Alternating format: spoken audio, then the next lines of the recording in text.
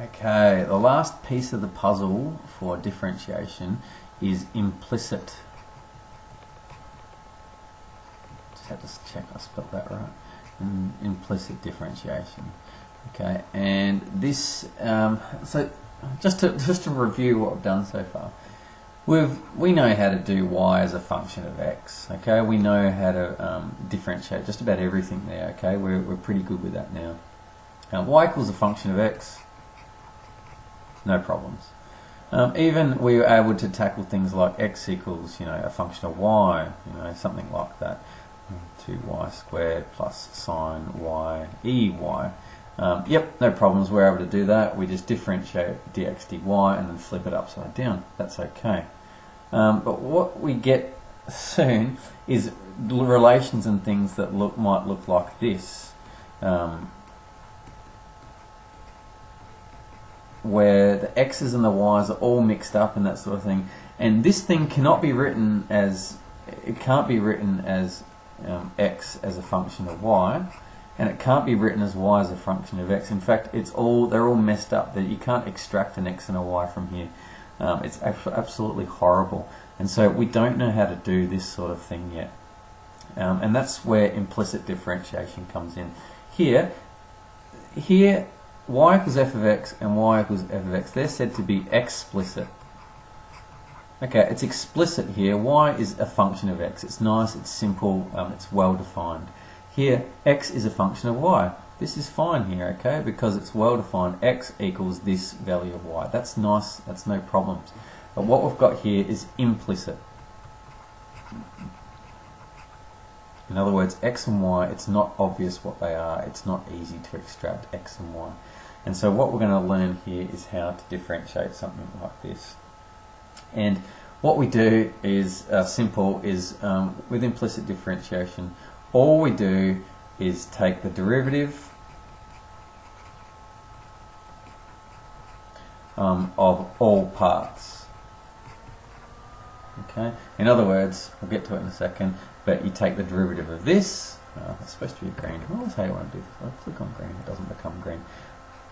Differentiate that equals differentiate that and differentiate that, and so the differential of that equals the differential of that plus the differential of that. So that's what we're doing here. We're just differentiating all parts, and just a super important thing to remember is to remember to use the chain rule when y appears, okay? And I'll show you what I mean by that in a second. In these cases where y is in there, because y is a function of x, you need to use the chain rule. I'll show you what I mean by that. Let's just jump straight into some examples because I think that'll help a lot. Okay, so something like x squared minus y equals 1 or something like that. Okay. Now you could do this explicitly. You could make y equal blah, but I'm just going to show you what we do here. Okay, what we do is we just take the derivative of each element, each part here. Okay, each term. So in other words, we take the derivative of x squared minus the derivative of y equals the derivative of 1. Okay, we're going to take the derivative of each bit. Okay, so let's do that. It's fine because basically it's saying that the gradient of if this relation is true, then the gradient here will be equal to the gradient of that, which is true. Okay, so the derivative of x squared is 2x. The derivative of y is dy by dx. Okay, dy by dx, and the derivative of 1 is 0. Okay, and then we can just rearrange dy dx is equal to 2x. So there we go. That's what we're doing. Now this is a very, very simplified example just to show you what happens. Let's get on to something a bit more complicated because that's why we're doing this. Let's have a look at a different example. Let's do x squared y equals 1. What we want to do is find dy by dx. Now in this case, again, you could sort of separate things. So I'll build up to it. You could write y equals 1 over x squared and work that out. Let's just do, let's find that. So firstly, what's the derivative of x squared y? And what you've got is some function of x multiplied by another function of x, but we just don't know what it is. But y is a function of x. Just remember that, because what this means is that you've got the product rule here. X squared times y, you've got the product rule here. And I'll do it slowly this time. So the product rule, you've got u equals x squared, and you've got v as y. What's the derivative of u? That's 2x. And what's the derivative of y? Don't write 1, because the derivative, we don't know what y is, but it's a function of x. So the derivative of y is dy by dx. Whatever that function is, it's the derivative of that. Okay. So therefore, now we're going to take the derivative of both sides. X squared y is equal to the derivative of 1. That's from up here. Okay. We're going to take the derivative of both sides now. Therefore, the derivative of this is the product rule. So let's do the product rule. It's going to be y times 2x, so 2xy, plus x squared times dy by dx. X squared dy by dx. So that's our product rule there. And that's equal to the derivative of 1, which is 0. Now we just have to isolate dy by dx. And so x squared dy dx equals, move that to the other side, negative 2xy. Therefore, dy by dx equals negative 2xy over x squared. And what you get is you get an answer. Usually you'll get an answer for the derivative in terms of x and y. And so then if you're trying to find the derivative at a point, x equals 1 or something, you need to know the y value as well to be able to find what the slope of this relation is at that single point. So there we go. That's a slightly more complicated one. Let's do a quite complicated one to sort of fully understand. So let's do what have we got? X squared minus xy plus y squared equals 1. Okay.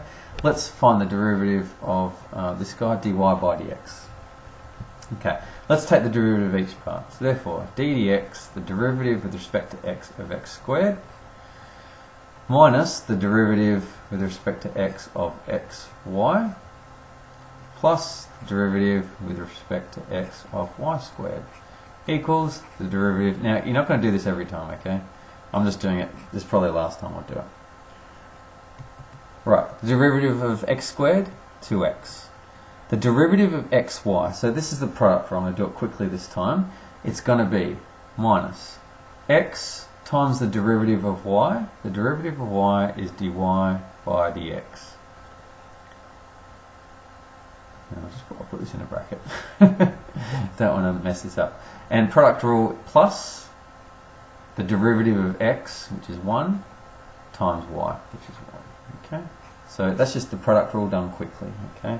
X times the derivative of y plus the derivative of x times y. Okay, good. Plus, be careful here. Now, this is the derivative with respect to x of y squared. Now, do not just say 2y. That is not right. Remember, y is a function of x. If you have some function of x and that is squared, what's the derivative of that? The derivative of that will be 2. This is the chain rule now. 2 comes down the front. We leave the f of x, that gets reduced by a power of 1 to the power of 1, and then we times that by the derivative of what's in there. So just be really careful here. Y is a function of x. This is not the derivative with respect to y, it's the derivative with respect to x, and y is a function of x, so it's a function inside a function. You must understand this. So that's equal to, the 2 comes down the front. We leave the function of x written inside as it is, and it's to the power 1 now, so I'll just write like that just in case, and then multiply it by the derivative of what's inside. What's the derivative of y?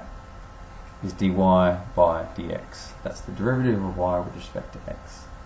Good. Equals the derivative of 1 is 0.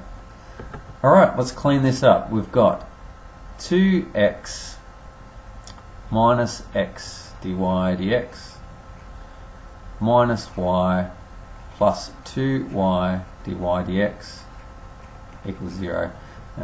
And now I'm just going to clean this up. I just want solving for y now. So dy dx, you always do this, dy dx, take out things in front of dy dx, negative x plus 2y equals, and I'm going to move negative 2x there and negative 2y there. Oh, whoops, pardon me, that should be plus y. Okay, sorry, I was looking at the wrong part. And so therefore dy dx equals that divided by that. So negative 2x plus y over negative x plus 2y. And that's your answer. Okay. So the key ingredients here, the key things to remember are derivatives of x, no problems, you're good at that, that's easy. When you've got x times y or things that, remember to use product rule there. And remember that when you're taking the derivative of y, it's not we're not doing it respect to y, we're doing it respect to x, so you're going to end up with a dy dx. When you've got y squared or some power of y squared or a sine y or something like that, remember you need to be using the chain rule here. So that's going to get you in trouble if you don't use the chain rule there. And you're always going to end up with a dy dx sort of spat out the end because you're using the chain rule. And derivatives of constants are 0, so just remember that people always muck that up as well. And then you just solve for dy dx. And that's implicit differentiation, and it's good fun. Alright.